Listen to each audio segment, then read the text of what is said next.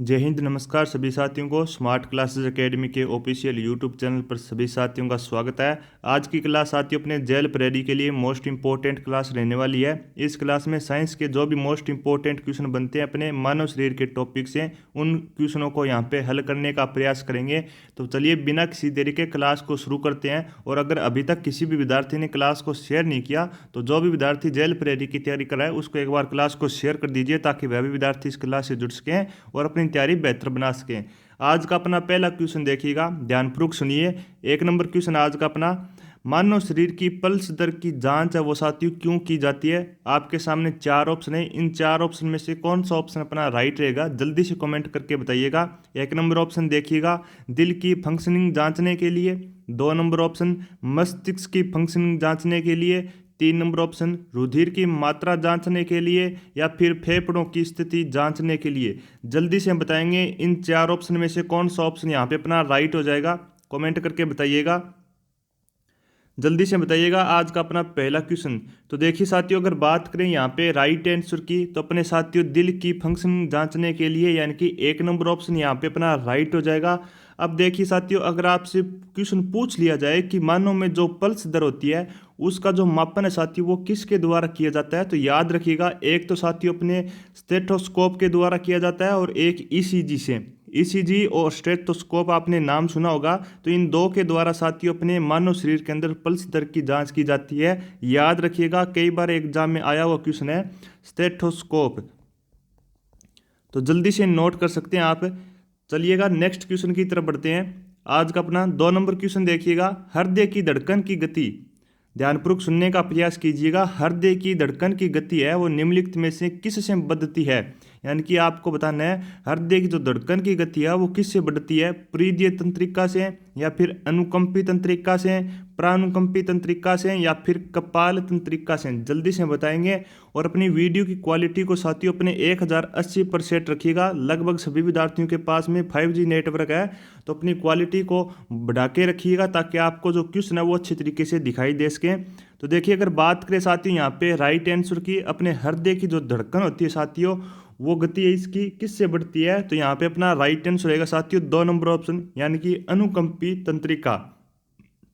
ध्यान दीजिएगा साथियों, अगर आपसे प्रानुकंपी तंत्रिका पूछ लिया जाए तो ये साथियों अनुकंपी का उल्टा होता है। याद रखिएगा, अनुकंपी में साथियों अपने भय लगना, इसमें कौन कौन से लक्षण शामिल होते हैं साथियों, भय लगना होता है, इसमें हृदय की गति बढ़ जाती है, हृदय की गति भी इसी में बढ़ती है। लेकिन साथियों प्रानुकंपी तंत्रिका में ठीक अनुकंपी तंत्रिका के उल्टा होता है। नेक्स्ट क्वेश्चन देखिएगा, अगला क्वेश्चन आपसे पूछा गया, शानदार क्वेश्चन है, सभी साथी ध्यानपूर्वक सुनने का प्रयास करेंगे। तो देखिएगा, हृदय संबंधी समस्याओं के निवारण हेतु किस सामान्य स्वस्थ व्यक्ति के रुधिर में क्या होना चाहिए। आपको बताना है हृदय संबंधी समस्याओं के निवारण हेतु सामान्य व्यक्ति के अंदर, व्यक्ति के रुधिर के अंदर क्या होना चाहिए। क्या कोलेस्ट्रॉल का निम्न स्तर होना चाहिए, या फिर उच्च एचडीएल स्तर होना चाहिए, या फिर वीएलडीएल स्तर होना चाहिए, या फिर उच्च एलडीएल स्तर होना चाहिए। इन चार ऑप्शन में से आपको राइट आंसर का चयन करना है। जल्दी से कमेंट करके बताएंगे, जल्दी से बताएंगे सभी साथी। क्वेश्चन को ध्यानपूर्वक पढ़िएगा। तो देखिए, अगर बात करें साथियों यहाँ पे राइट आंसर की, तो अपना साथियों यहाँ पे राइट आंसर हो जाएगा पहला ऑप्शन, यानी कि 1 और 2। ध्यानपूर्वक समझिएगा। कोलेस्ट्रॉल का साथियों रुधिर के अंदर निम्न स्तर होना चाहिए, बिल्कुल सही बात है। और उच्च एचडीएल स्तर होना चाहिए, यानी कि 2 नंबर ऑप्शन भी यहाँ पे अपना राइट हो जाएगा। चलिएगा नेक्स्ट क्वेश्चन की बात करते हैं। अगला क्वेश्चन आपसे पूछा गया है, दिल का दौरा किस कारण से होता है। हृदय पर जीवाणु का हमला, या फिर बी नंबर ऑप्शन हृदय की गति का रुक जाना, या फिर अपने हृदय में रुधिर आपूर्ति की कमी, या फिर अज्ञात कारणों से हृदय में बाधा आना। हार्ट अटैक आपने नाम सुना होगा साथियों, वही क्वेश्चन है। आपको बताना है कौन सा ऑप्शन यहाँ पे अपना राइट हो जाएगा। जल्दी से कमेंट करके बताइएगा। दिल का दौरा है साथियों वो किस कारण से पड़ता है। वर्तमान में साथियों हार्ट अटैक की जो समस्या साथियों भारत में बहुत ज़्यादा आ रहे हैं, यानी कि युवा साथी है उनमें भी हार्ट अटैक के काफ़ी केस देखने को मिल रहे हैं। तो देखिए, अगर बात करें साथियों दिल के दौरे का किस कारण होता है, तो यहाँ पे अपना राइट आंसर रहेगा साथियों हृदय की गति रुकना क्या कहलाता है, दिल का दौरा, यानी कि हार्ट अटैक कहलाता है। 2 नंबर ऑप्शन यहाँ पे अपना राइट हो जाएगा। नेक्स्ट क्वेश्चन देखेंगे। जल्दी से क्लास को शेयर कर दीजिए। जो भी विद्यार्थी अभी तक क्लास को शेयर नहीं किया, एक बार क्लास को लाइक कीजिएगा, शेयर कीजिए ज़्यादा से ज़्यादा और चैनल को सब्सक्राइब कर लेंगे। नेक्स्ट क्वेश्चन देखेंगे, पेशियों के संकुचन और स्थिलन में संबंध में निम्नलिखित कथनों में से कौन सा एक सही है। आपको सही कथन का चयन करना है। 1 नंबर ऑप्शन देखिएगा, इसमें जिंक आयन की गति शामिल होती है। 2 नंबर ऑप्शन देखिएगा, इसमें रक्त का Ca++ आयन शामिल होता है। 3 नंबर ऑप्शन, इसमें पेशी द्रव्य जालिका यानी कि सार्कोप्लाज्म रेटिकुलम से Ca+ का विमुक्त होना और Ca++ का वापस में SR में पंप किया जाना शामिल होता है। इसमें सोडियम और पोटेशियम का विनिमय शामिल होता है। तो देखिए, अगर बात करें साथियों यहाँ पे राइट आंसर की, तो अपना साथियों 3 नंबर ऑप्शन यहाँ पे राइट हो जाएगा। ध्यान दीजिएगा, जो हाईलाइट कर रहा हूँ साथियों वो अपने प्रत्येक क्वेश्चन का आंसर रहने वाला है, तो ध्यानपूर्वक देखिएगा। 3 नंबर ऑप्शन यहाँ पे अपना राइट हो जाएगा। चलिएगा नेक्स्ट क्वेश्चन की तरफ बढ़ेंगे। नेक्स्ट इंपॉर्टेंट क्वेश्चन है, सभी साथी ध्यानपूर्वक इस क्वेश्चन का उत्तर देने का प्रयास करेंगे। मानव शरीर में सबसे लंबी अस्थि आपको बताना साथियों कौन सी है। मानव शरीर में सबसे लंबी अस्थि अल्ना है, या फिर ह्यूमरस है, या फिर फीमर है, या फिर टीबिया है। इजी क्वेश्चन है, लेकिन साथियों बार बार एग्जाम में आता है। Very very most important question है। तो उम्मीद करता हूँ सभी साथियों ने कमेंट बॉक्स में इस क्वेश्चन का राइट आंसर बताया होगा। अगर आपको क्लास अच्छी लग रही है तो एक बार क्लास को शेयर करना मत भूलिएगा और चैनल को जरूर सब्सक्राइब कर लेंगे, ताकि नेक्स्ट अपनी इंपॉर्टेंट जो भी शानदार क्लास रहने वाली है वो आपको जल्द से जल्द मिल सके। तो यहाँ पे अगर बात करें साथियों राइट आंसर की, तो अपने साथियों 3 नंबर ऑप्शन यहाँ पे अपना राइट रहेगा, यानी कि फीमर। मानव शरीर की सबसे लंबी हड्डी कौन सी होगी? फीमर रहेगी। अब देखिएगा, इसका हिंदी में बात करें तो इसका एक अन्य नाम भी है साथियों, इसको क्या कहते हैं? उरु अस्थि भी कहते हैं। यह भी नाम आपको ध्यान में रखना है, याद रखिएगा। और ये साथियों फीमर किसकी हड्डी है? ये अपने साथियों पैर की हड्डी है, याद रखिएगा, पैर की। और टीबिया की बात कर लेते हैं साथियों, ये भी अपने पैर की हड्डी है। यानी कि आपको पता होना चाहिए कौन सी हाथ की हड्डी है और कौन सी अपने पैर की हड्डी है। जैसे अपने 1 नंबर ऑप्शन और 2 नंबर ऑप्शन की बात करें, यानी कि अल्ना और ह्यूमरस की बात करें, तो ये दोनों की दोनों साथियों अपने हाथ की हड्डियां हैं। किसकी हड्डियां हैं? हाथ की। और फीमर और टीबिया साथियों अपने पैर की हड्डी है, याद रखिएगा। चलिएगा, इसकी मैं आपको एक बार संपूर्ण व्याख्या भी दिखा देता हूँ। चलिए, तो ये अपने साथियों क्वेश्चन था कि मानव शरीर के अंदर सबसे लंबी हड्डी कौन सी है, तो वो मैंने आपको बता दिया कि फीमर है, वो अपने मानव शरीर की सबसे लंबी हड्डी है। और अल्ना और जो ह्यूमरस थी, ये साथियों अपने दोनों हाथ की हड्डी है, हाथ की हड्डी। और फीमर की बात करें तो ये पैर की हड्डी, और टीबिया भी पैर की हड्डी है। अब देखिएगा, अगर आपसे क्वेश्चन पूछ लिया जाए कि बताइए सर्वाधिक वजन उठाने वाली हड्डी कौन सी है, तो सर्वाधिक जो वजन उठाने वाली हड्डी है साथियों वो अपनी टीबिया है, पैर की निचली हड्डी है। और इसे साथियों सबसे चमकीली हड्डी भी कहते हैं। क्या कहते हैं? सबसे चमकीली हड्डी भी कहते हैं टीबिया को। और फीमर सबसे बड़ी हड्डी है। फीमर और टीबिया दोनों पैर की हड्डी है। और अल्ना और ह्यूमरस की बात करें तो ये दोनों हाथ की हड्डियां हैं। अब देखिएगा, एक बार समझने का प्रयास कीजिए, ध्यानपूर्वक समझिएगा। अब बात करते हैं साथियों ह्यूमरस का एक अन्य नाम भी है, जिसका नाम है साथियों प्रगंडिका। ये साथियों अपने हाथ की सबसे मजबूत हड्डी है।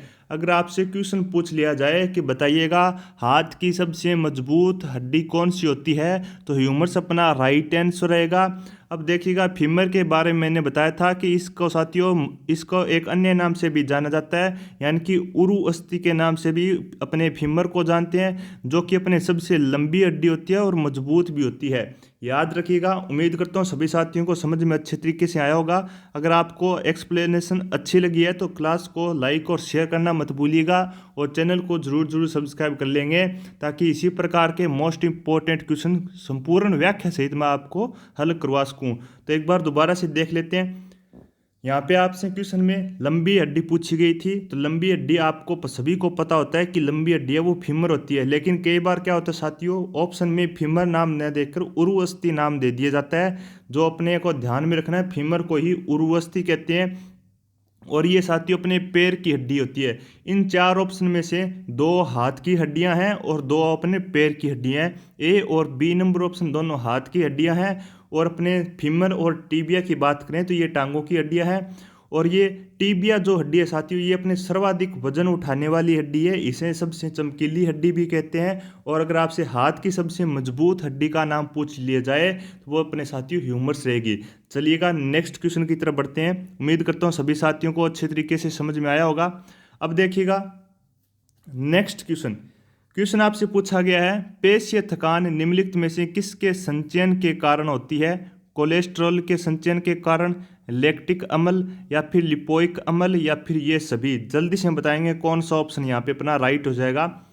4 ऑप्शन आपके सामने है। पेशीय थकान निम्नलिखित में से किसके संचयन के कारण होती है?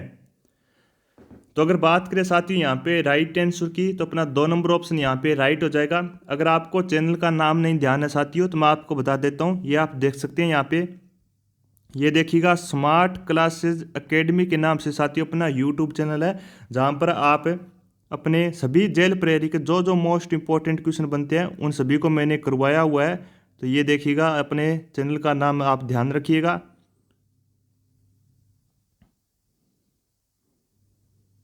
तो ये साथियों अपने थोड़ी बहुत मुझे कलाकारी भी आती है, तो ये आप देख सकते हैं स्मार्ट क्लास एकेडमी के नाम से अपना ऑफिशियल यूट्यूब चैनल है। ज़्यादा से ज़्यादा क्लास को लाइक और शेयर करना मत भूलिएगा। चलिएगा नेक्स्ट क्वेश्चन की बात करते हैं। अगला क्वेश्चन आपसे पूछा गया है, वीडियो की क्वालिटी को साथियों अपने बढ़ाकर रखिएगा ताकि प्रत्येक क्वेश्चन है वो आपको अच्छे तरीके से दिखाई दे सके। तो देखिएगा, बढ़े हुए सीरम यूरिक अम्ल के स्तर के कारण गारंटी नहीं साथियों, गाउटी है, ध्यानपूर्वक देखिएगा। हाँ, अब अच्छे तरीके से आपको क्वेश्चन है वो दिखाई देगा। देखिएगा, बढ़े हुए सीरम यूरिक अम्ल स्तर के कारण गाउटी अर्थराइटिस से ग्रसित रोगियों को निम्नलिखित खाद्य घटकों में से किसका एक अंतर्ग्रहण न्यूनतम रखना चाहिए? खाद्य फाइबर का, न्यूक्लिक अम्ल का, लिपिड का, या फिर कार्बोहाइड्रेट का? जल्दी से हम बताएंगे सभी साथी कौन सा ऑप्शन यहाँ पे राइट हो जाएगा। तो मैं आपको बता देता हूँ साथियों, अगर बात करें यहाँ पे राइट आंसर की तो अपना बी नंबर ऑप्शन यहाँ पे राइट रहेगा, यानी कि न्यूक्लिक अम्ल का। नेक्स्ट क्वेश्चन देखेंगे। क्वेश्चन आपसे पूछा गया है, मनुष्य के शरीर में पैरों की हड्डियां हैं। अभी मैंने आपको बताया था कि पैरों की हड्डियां कौन सी होती है। तो देखिएगा, 1 नंबर ऑप्शन ह्यूमरस तथा उरुअस्थि, 2 नंबर ऑप्शन फिबुला तथा टीबिया, 3 नंबर ऑप्शन फिबुला तथा उल्मा, और 4 नंबर ऑप्शन टीबिया तथा वही प्रोकास्टिता। जल्दी से हम बताएंगे कौन सा ऑप्शन यहाँ पे अपना राइट हो जाएगा। चलो ऑप्शन को एलिमिनेट करते हैं एक बार। तो मैंने आपको बताया था कि जो ह्यूमरस है ये तो साथियों अपने हाथ की थी। किसकी हड्डी थी? ये अपने हाथ की थी, तो ये तो पहला ऑप्शन तो होगा नहीं। दूसरी बात करें साथियों, आगे बात करें साथियों, तो टीबिया भी अपने किसकी हड्डी थी? अपने पैर की हड्डी थी, यानी कि ये हो सकता है। और फिबुला की बात करें साथियों, फिबुला की बात करें ये भी सही है, यानी कि इन 3 ऑप्शन में से आपको बताना है। तो मैं आपको बता देता हूँ, यहाँ पे अपना राइट आंसर हो जाएगा 2 नंबर ऑप्शन, यानी कि फिबुला तथा टीबिया। राइट आंसर कौन सा रहेगा? फिबुला तथा टीबिया। अगर आपसे क्वेश्चन पूछ लिया जाए कि बताइएगा पैरों में कुल हड्डियों की संख्या कितनी होती है साथियों, पैरों में टोटल हड्डी कितनी होती है, तो याद रखिएगा साथियों, एक पैर के अंदर हड्डियों की जो संख्या होती है साथियों वो 30 होती है। फिबुला और टीबिया की बात करें साथियों तो इनकी संख्या वो 1-1 होती है, याद रखिएगा। चलिएगा नेक्स्ट क्वेश्चन की तरफ बढ़ते हैं।